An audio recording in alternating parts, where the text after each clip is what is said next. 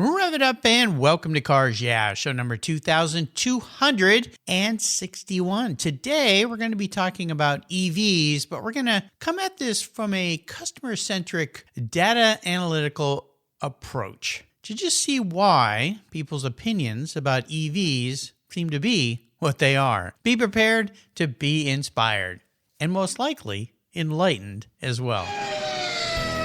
This is Cars Yeah, where you'll enjoy interviews with inspiring automotive enthusiasts. Mark Green is here to provide you with a fuel injection of automotive inspiration. So get in, sit down, buckle up, and get ready for a wild ride here on Cars Yeah.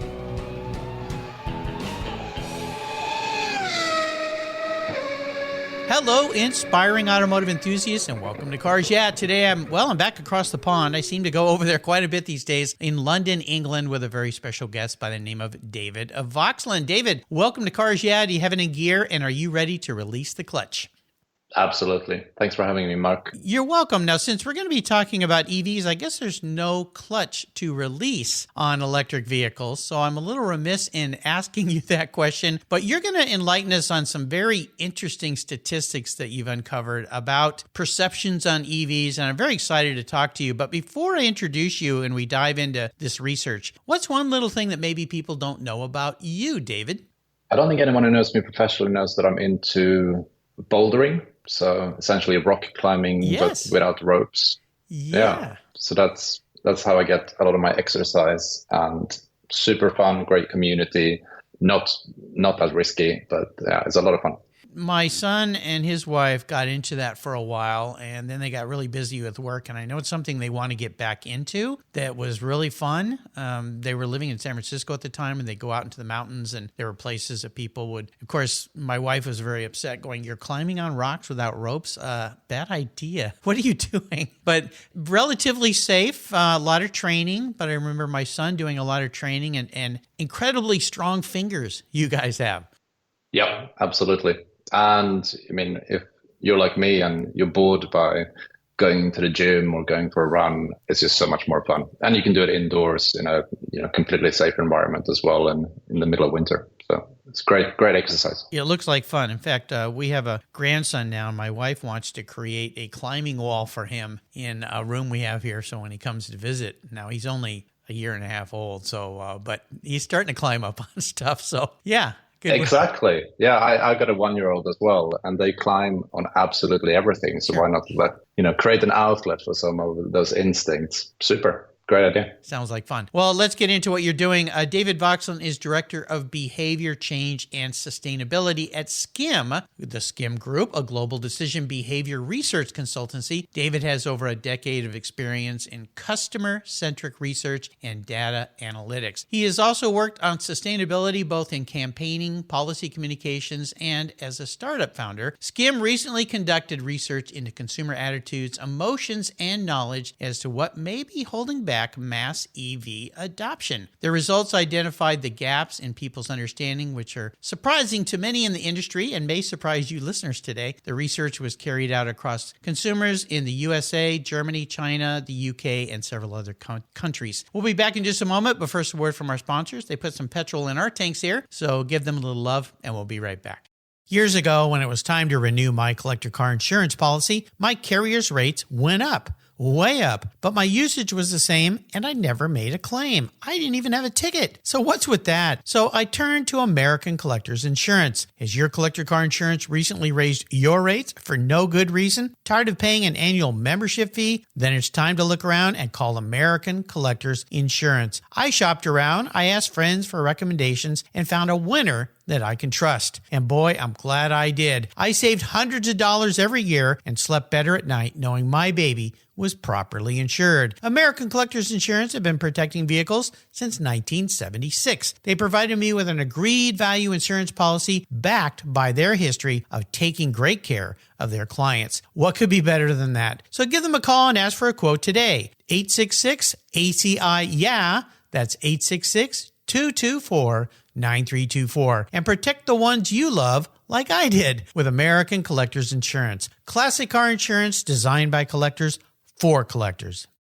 For several years now, you've heard me talk about Linkage Magazine. I've been a subscriber since the start. Their talented and creative team brings you a spectacular publication and website that shares the automotive passion from a worldwide perspective. Linkage is about driving, restoring, collecting, and first-hand experience at collector car auctions and more. They bring you real-world values plus rational, experienced opinions on the current markets. They cover the automotive world and the people who share our passions. And Linkage Magazine has grown, mailing you 6 issues annually. Join me on this journey with Linkage. They're geared for the automotive life. You can subscribe at linkagemag.com.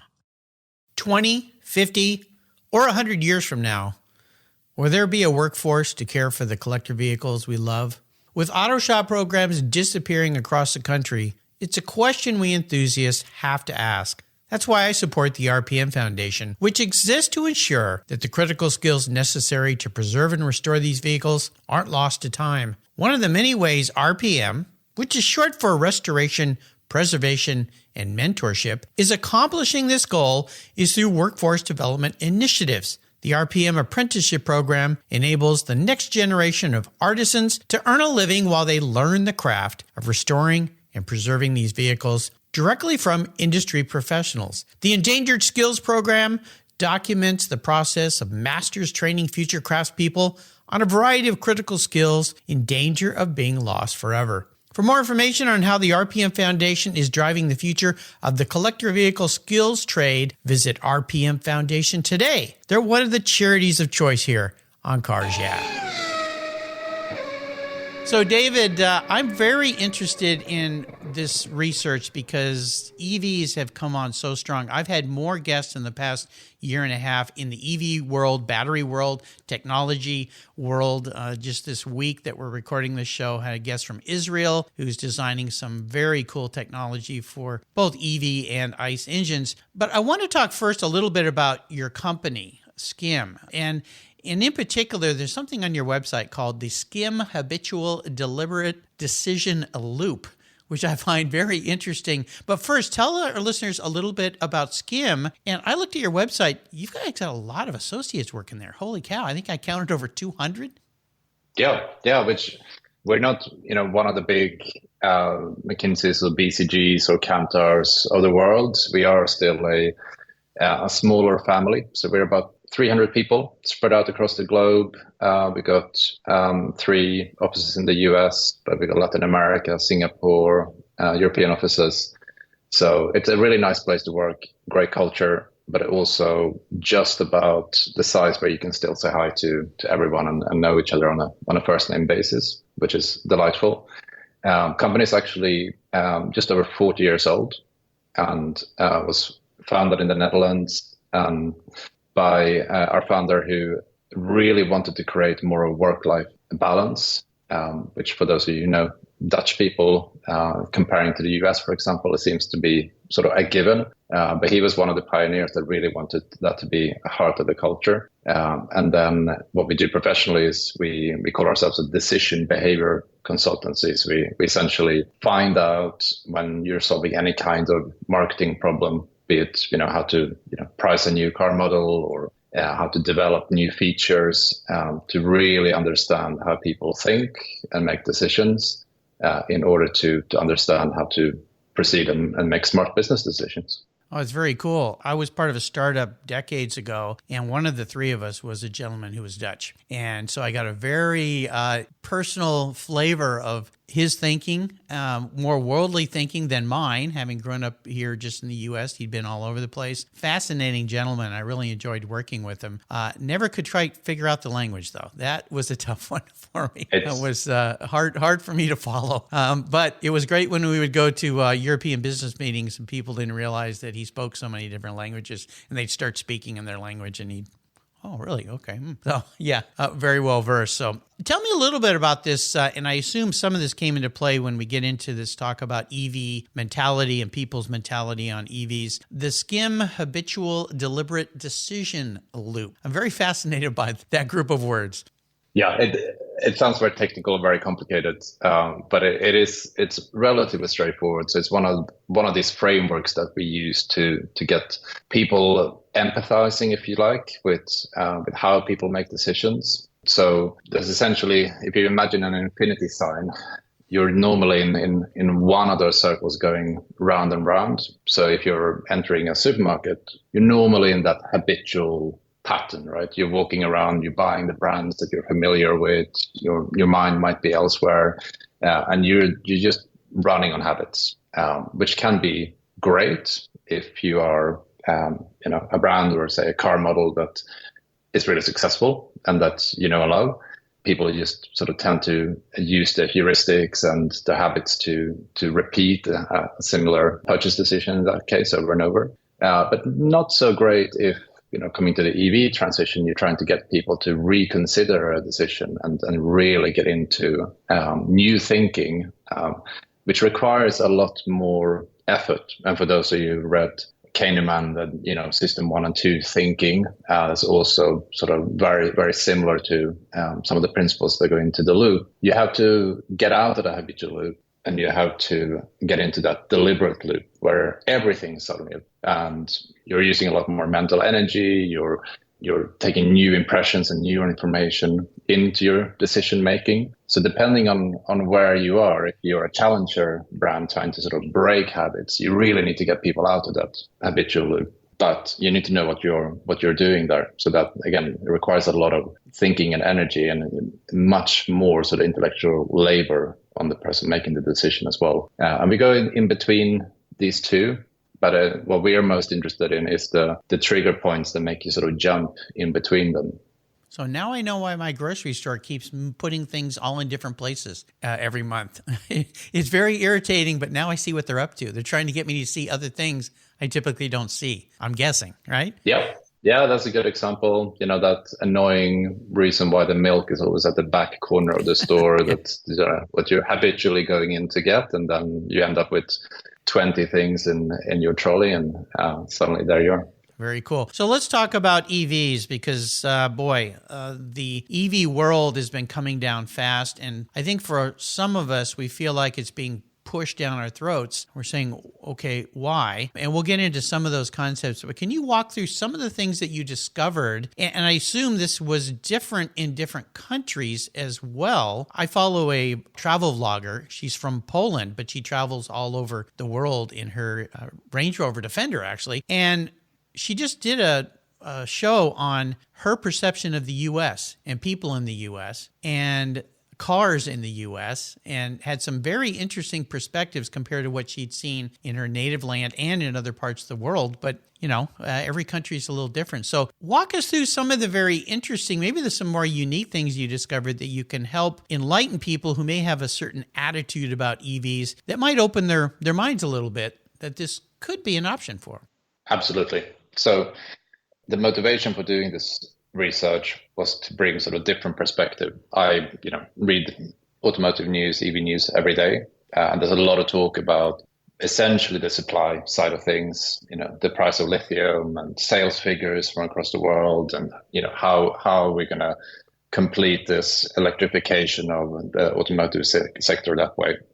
Super important stuff, but what we felt was missing was a more sort of human-centric point of view, because in our view, the automotive industry is undergoing its greatest transition in its entire century-old history. I would agree. Yeah. Yeah, it's a big deal. And I think, legacy car companies, they're still thinking that they're selling a new model every year because that's what they're used to doing and are doing extremely well.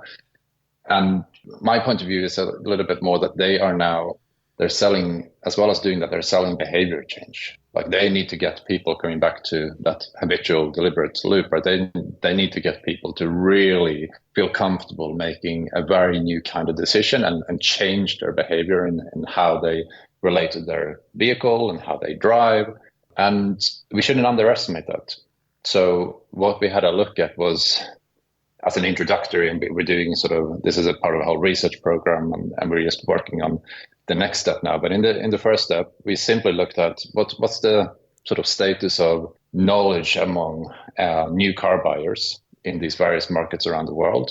And what we found was that, and this surprised even me, even though I had sort of a hunch and we were testing some of these hypotheses, was there's a lot of misconceptions still there.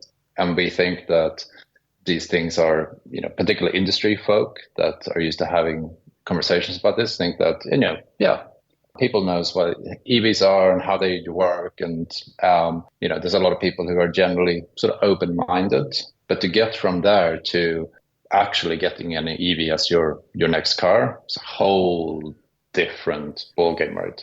So first of all, we found a really strong correlation between your level of experience with an electric vehicle versus your consideration and your purchase intent of electric vehicles. And this goes for most markets in the world, not least the US. Most people have never driven an electric car, right? So that's again that sort of big leap of faith to say you're going to pick one, but you have almost no experience with it. And we could see from reading and doing some basic research to riding along and maybe in a taxi or maybe with a friend to actually going for that test drive and having the experience yourself, be it at a dealership or with a rental car. Each step up that ladder increased your consideration for actually getting one in the future. But at this point in time, take the US for an example, 83% of new car buyers never driven electric. Yeah. Wow. So we need to get people in these cars. And if you think, and this is a theme that goes through sort of all of this research and coming back to that sort of the supply side and how car companies tend to think, and they're very engineering focused and feature focused, right? That's maybe something that is much cheaper to solve than to improve the battery range of the vehicle. Just get people in cars. So it's one of those super, super basic things. But that's just the beginning, right? So another thing that we found was that customers aren't quite up to speed on, they know how much range they need. And this has been sort of a long debate. The range anxiety thing, I think it's largely over and done with. But still we're at a point where we have people saying, give me 300 miles of range and I'm happy, right? That takes care of 99% of my journeys. I'm all right with that. But they don't know that you can get a particularly long range version, right, of vehicles today that actually give that range. So a lot of people might dismiss it offhand, but by thinking, 3 or 5 years into the past where the range was 100 miles less, they're not meeting my needs yet. I'm not ready. Electric is not there yet. So that's another one of those sort of, just pure misconceptions that might be holding a bunch of folk back from even going to the dealership and test riding because they dismiss it out of hand. How, one of the things I was going to interject here, if you'll allow me, is in this study, I've got to think what happened in the last 2.5 years with COVID, and you compound it with the reduction of the increase of supply chain problems because of the reduction of work. So many things were shut down. How much effect did that have on your ability to do this study? Because if you think about, for 1.5 years, we were basically told, don't go outside. Don't communicate with anybody. Don't, for heaven's sakes, don't go ride in a car with somebody, a salesman, because you might both kill each other with COVID. I mean, there's all this stuff that happened. How much did that affect your study on this whole thing? It's got to have some impact on it. Yeah, I think it did slow things down, and I think you're exactly right. I actually was on this sort of journey myself because I was buying my first EV over the past, at least year, maybe 1.5 years. And I remember going for test rides where, I had to sign a bunch of waivers and, desanitize everything and masks on, of course. So I think it absolutely, given how important the experience level is, absolutely slowed things down a little bit. But in relation to this research, we did the field work in the middle, or it was the Q3 of 2022. So we actually, in most of these markets, had some opening. Yeah, a good period of time where dealerships were functioning almost back to normal. So we're pretty confident in that, even though I agree with you that it slowed everything down a little bit. the people who are responding to these questions were in a relatively normal situation again. Well, and also the car market exploded in price because everything got massively expensive. So people were reluctant to go spend money. I was just at the dentist yesterday, and my dentist, who's had a Tesla for some time, I noticed in his parking lot was a brand new Rivian. I said, "Hey, did you get a Rivian?" He goes, "Yeah, I finally got it." He said, "I ordered that car 2 years ago." Yep. Finally showed up. And he said, then when it showed up, they tried to charge me more than what we agreed to. And I argued that point, and they kind of backed down finally. But I said, well, I was asking him because I told him I was going to be talking with you today. And I said, well, how much did that time period of waiting weigh on your decision to stay in an electric vehicle when you could have bought other vehicles more easily? And he said, well, it was frustrating, but I was convinced that's what I wanted, so I had patience. But he said I had friends that just canceled their orders and went and bought a Ford Raptor, because they're like, I'm fed up. This car's never going to show up. So there's some play there. But back to this concept of people's perception. Did you do anything in your study that added the complexities of, let's say, social media and political influence? Because it seems like EVs have been politicized ad nauseum. And that creates an entire process of people making comments that are true or not true through social media that is highly influencing of everyone on these decisions. I'm just curious of that aspect of it, because if you could remove all that, if we can remove all that from our life, it'd be really nice, right? To make better decisions. But you see things like in the winter, oh, look at all, what are you going to do when it's winter and your car is electric and you can't charge it? You're going to die in the road. You're going to freeze to death. And it's like, okay, come on. But people believe some of this stuff. You could die in a car that was gas charged if you were stuck in a blizzard too. So, what's the difference? It's the same with car fires and things. So how did you push those veils away in this study to get a better perception of people's viewpoints? Yeah, so two things. And so in this first phase that we're talking about today, we did look at owners. Like your dentist, owners they don't really believe in myths because they have a direct experience, right? So they're very convinced. We looked at considerers, so new car buyers who are open to EVs, and then we looked at rejectors, so new car buyers who are not at this stage considering an electric vehicle.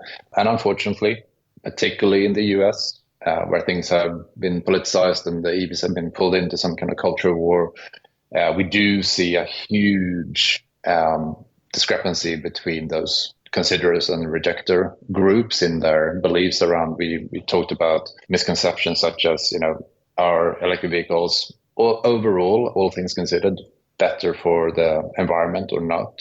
And we can see a whole bunch of people, and particularly on that rejector side, who just think no, because that's one of the persistent myth, and there's clear evidence to show that some of this is also coming from the fossil fuel lobby to say, the batteries and the mining in the Congo and, the increased energy that goes into the production of these things, overall that, you might as well go and buy an internal combustion engine, which is not true. And it's never been true, but that's just one example of one of those myths that lead to the data that we're seeing, which is super unfortunate.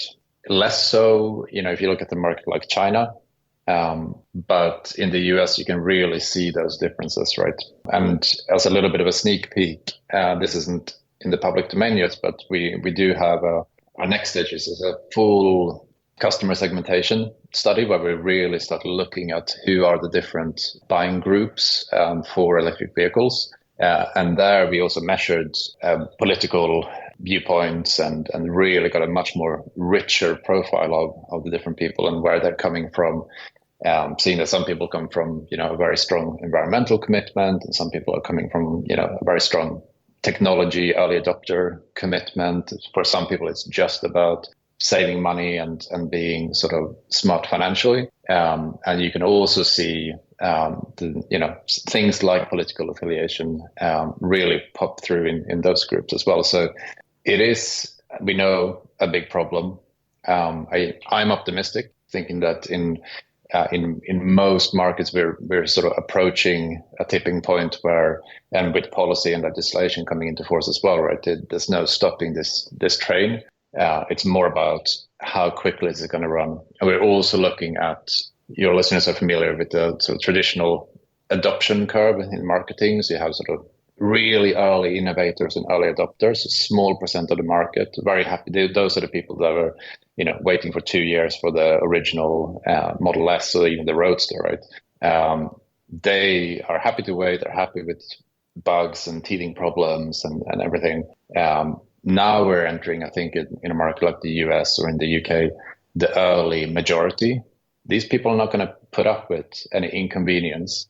And they have completely different requirements. So this is really where this researcher is focused in thinking, okay, how do we get from these, tech-interested early adopters that they're willing to put up with anything to, if you're thinking about what we in the industry call the customer journey, right? I just went through this, as I said, bought my first EV. I had to think about my home charger. I had to think about, what kind of charger to get, and I had to hire an electrician to install it. I had to research, 50 different EV models to pick the right choice, the public charging network membership. So complicated, thinking about incentives, etc. It's way, way, way too complicated for these early majority folk to just go ahead and go out and buy one. And that's just where we are right now. Then we're thinking about what we call the rejectors. That's probably part of that late majority, which is another sort of third of the total market. Might be a little bit skeptical at the moment, might have some misconceptions, might even have some disinformation, as we were talking about. We're not quite there yet, but I'm quite concerned that a lot of the data that the industry has is coming from these early adopters. Whilst now we need to make it much more straightforward, much easier, much more convenient to access that big mainstream market. And that's also a big part of the motivation to show that today, unfortunately, we're not there yet. Who should be the ones to properly educate us car folks? Now, I'm a diehard car fanatic, so I'm on the extreme of the car world when it comes to let's say, the average buyer who just needs a vehicle to get back and forth to work or go to the grocery store. However, who should be responsible for getting the correct, accurate information out to consumers? Because as I said, so much of our world now is dictated by the social media and the big media complex, news reports, and you don't know who to trust anymore. A lot of it, I just stopped watching the news because I don't know that any of them are being honest with me at all. But when it comes back to cars, who do I trust? Because the guys selling the cars, Elon at Tesla or General Motors or whoever is selling the electric vehicle, they're going to tell me what they think I want to hear. And I've even become skeptical about them in a way. So how do we as consumers get the right information so that we're making a very good decision on our next car purchase? Yeah, I think even if you put the sort of any kind of active sort of disinformation or myths and the whole social media thing to one side for a moment, the fact is, it's still, and this is one of those things that also needs to change, right? It's really complicated. If I really want to figure out how much it's going to cost me to not just buy, right, but to run an electric vehicle, today, I think most people who want to do it seriously, and some of us geeks are like that. We'd like to, build a little spreadsheet and figure things out over time. But again, that's not what the mainstream market does or should have to do. So we need to get simpler, obviously factual messages out there. And there are resources, some good resources in the US, for example, on government websites is giving you straightforward, fact-checked, science-based messages to give you guidance. But I think the industry can also do a much, much better job in order just to, it shouldn't be too difficult for me to go through all those steps I mentioned on my journey, right? If I go into a dealership, first of all, unfortunately, there's a disincentive for those who run dealership models, which is basically every car brand except for some of the startups, including Tesla at the moment, because as Hertz has figured out, and we're seeing more and more data come out, EVs are a lot cheaper to repair and maintain over time. So Hertz ordered 100,000 EVs, and now they've been running them for a few years, and they're saying like it's 40 to 50% cheaper to maintain these vehicles compared to traditional internal combustion engine stock in their fleet. Well, if you go to dealer, dealers make, if you're buying sort of, say a higher end German car, and you come back to have it repaired, that could be a good 30% of the lifetime value of you as a customer to that dealership. And suddenly you're starting to take 40 to 50% of that away. That's an incentive structure that those legacy car brands really need to figure out as well. So obviously, trust your dealer, but you might have to ask to test drive that electric vehicle and be a little bit pushy and do your own research.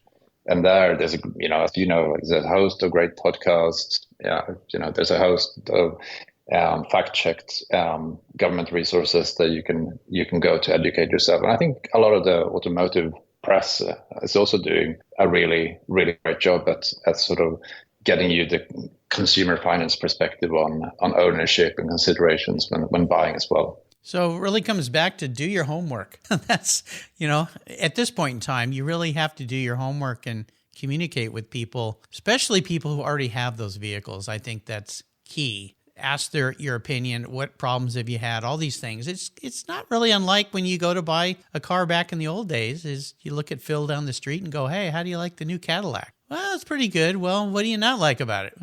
It gets terrible gas mileage. It's a big, giant car. So, okay, well, I don't drive that much, so it doesn't matter. Or, commuting in a giant Cadillac might not be. Not to pick on Cadillacs, but it's a good example. Yeah. Back in the days, they're going EV too. So, very cool. Well, this is neat. Is there a place where my listeners can go to read more of this report? Do you have this on Skim Group website? Yep, absolutely. You can go to skimgroup.com and you'll be able to access our automotive page from there and read the blogs and read the report. And obviously, you're also very welcome to get in touch with me directly as well. That would be very cool. We've gone very long because we've talked so much about this, but I really wanted to touch on this because I find it really interesting, and it becomes a big debate at Cars and Coffees that I go to. And this week we're recording is the Arizona Auction Week, and it's all about classic cars and cool old cars. And you start to interject EV into that world of those folks, and they kind of raise their eyebrows sometimes. Others can say, well, I have an old Porsche in my garage, but I also have a new Taycan in my garage as well, if they're into Porsches or whatever it might be. So yeah, the world is definitely changing. I wanted to touch on you just a little bit about your passion for cars, and I'm going to go through these pretty quick because we've gone kind of long here today. But would you consider yourself a car guy? And if so, have you had a special car in your life, or is it this EV decision you finally made? Yeah, so I love driving, and I was always really passionate about cars as a young man.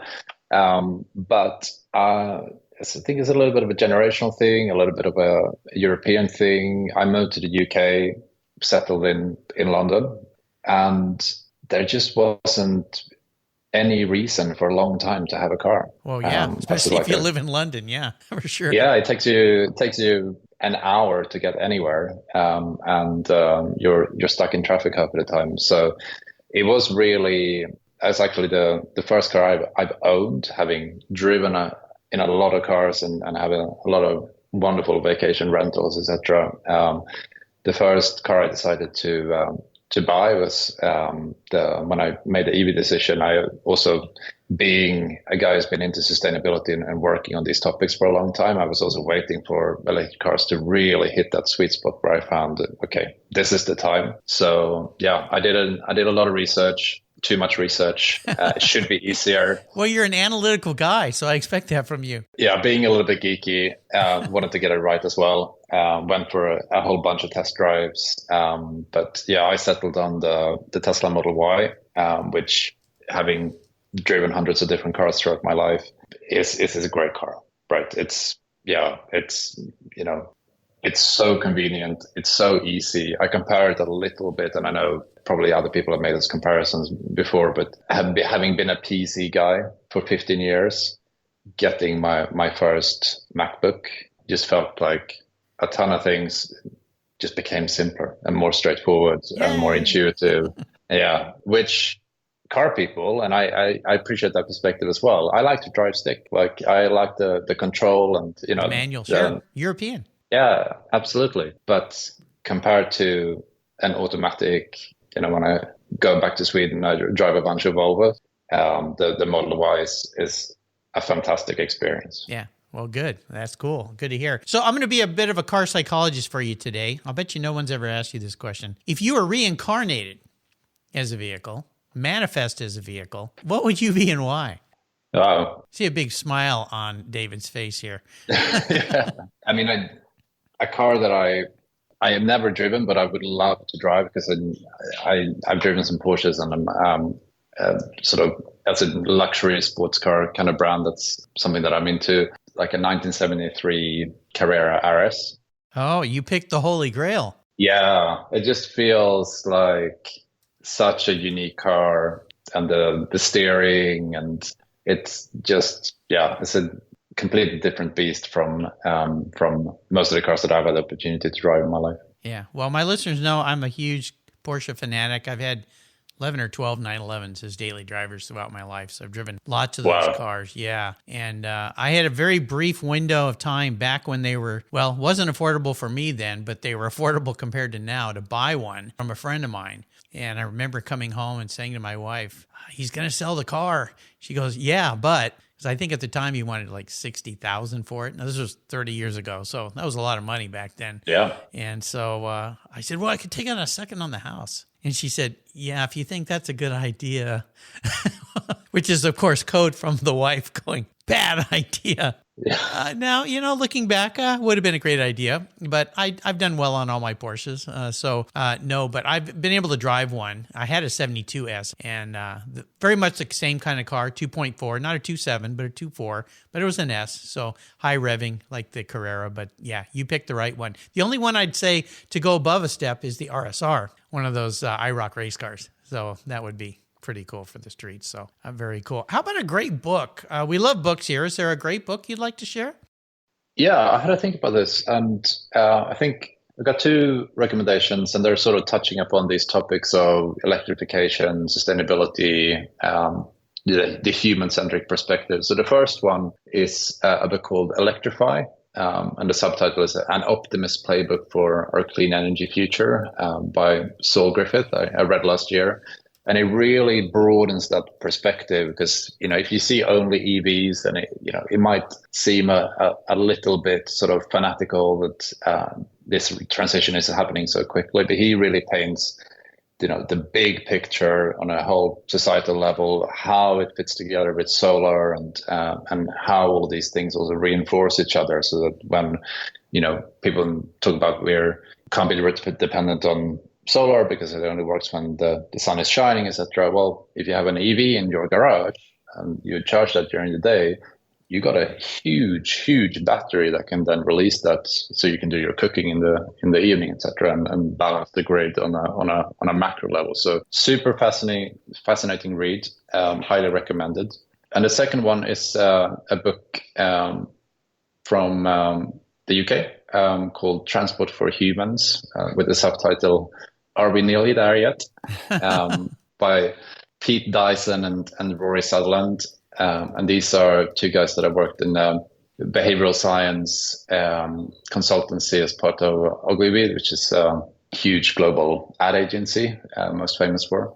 But they've really gone into the detail on how can you make transport just better from a human point of view, like building out a new railway for billions of dollars to save 20 minutes on a journey time. What is that worth when, if you had great Wi-Fi and you could have a glass of wine on the train, that might be worth something as well. So they make all of these super interesting comparisons and thinking about how you can make transportation, whether it's cars or trains or bikes or whatever it is, just work better and meet our needs better as human beings. Again, whether you take policy or whether you take a car company building cars, it's usually looked up from a very sort of economist perspective or from a very engineering perspective, whilst actually there's a bunch of behavioral science insights that can then shed new lights on how we make these systems smarter and just work better for people, often at a very low cost compared to making those grand infrastructure investment or coming up with a new feature for the next year's model. Yeah. Very interesting. Two great books. So I'm an enabler here. I'm going to enable you to go on the ultimate drive. Should be kind of fun. I'm going to park any car in your garage. You can take, if you want that Carrera 73 RS, you can take that on a drive. You can go anywhere in the world, which is part of the magic wand here. But here's the cool part. You can take anybody with you, even somebody from the past who's no longer with us, which opens up interesting conversation if you're going to be in that Porsche or that Y model Tesla. So what does the ultimate drive look like for you if I'm going to write the check? Yeah, I'll take the Carrera. I kind of thought so, yeah. Yeah, and a beautiful drive. Folks who haven't done it yet is if you go from southern Germany, say Munich, and then you drive through the Alps, through Austria, Switzerland, and down into Italy and the lakes. Absolutely gorgeous. Great driving, great scenery, and yeah, absolutely stunning drive. So that's where I would be. And I was thinking it'd be pretty fun for me with my interest to get Arnold Schwarzenegger on that journey. Oh, now that's interesting. It's just a guy who's clearly lived like a super interesting, varied life. I like, people who had ups and downs and comebacks. And he's happens to be from the region as well, right, originally. So we could chat about Alpine cuisine, but we could also talk about sustainability, having his changed course after the governorship. So I think that would be a really interesting ride with a really interesting guy who's, again, had ups and downs, very vulnerable, very open with all of his different life experiences. So, yeah. Yeah, what a life he's had. I got to at least say hello to him very briefly at the Pebble Beach Concours. He was there years ago and was walking around. It was after his governorship, so he still has some Secret Service people with him, I'm pretty sure, because the people surrounding him seem to be very Secret Service-y, I guess, if you will. Yeah. Interesting guy for sure. But more importantly is the car and the drive. And I would tell you, in 96, I picked up a new Porsche with a friend of mine at the factory in Stuttgart, and we did that drive. We drove south to Austria, Switzerland, Italy, northern part of Italy, Lugano, all the lakes and stuff. And then we went over to France and then back over to Germany where we dropped the car off to get it shipped home. That is a very cool ride through the Black Forest. And it was in February. So it was a little cold, some snow in places, but it was a C4S. So the car handled really, really well. And I got to go some high-speed Autobahn runs there in Germany where the speed limits were open and free. So, you're going to have fun in this ride for sure. But I can't imagine doing it in an analog car like the 73 RS. That would just add a whole nother, entirely different level of fun. And then you got Arnold on board. That would make it even more fun. So, interesting selection, but I love it. I love it, David. You've taken us on an awesome ride today, and I can't thank you enough for sharing what you've learned and continuing to share what you've learned. I'll put links to the Skim Group website on David's show notes page. Could you leave us with maybe some inspirational words of wisdom, perhaps based on what you've learned about the future of EV and the optimistic outlook that we could perhaps have on that? Yeah, I was thinking, I was particularly as a younger man very into to Buddhism, and I still do meditation, which I think helps really focus your attention for the day ahead, but also for the longer term on the stuff that's important.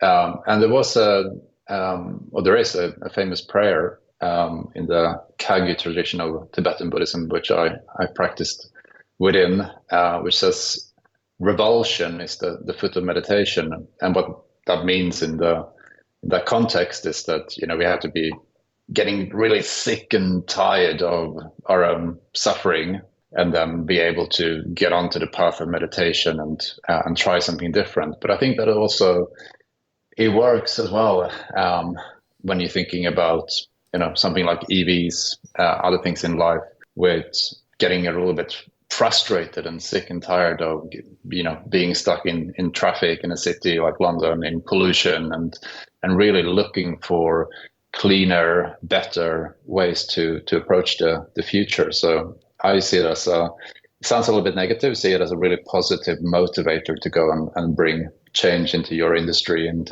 into the world.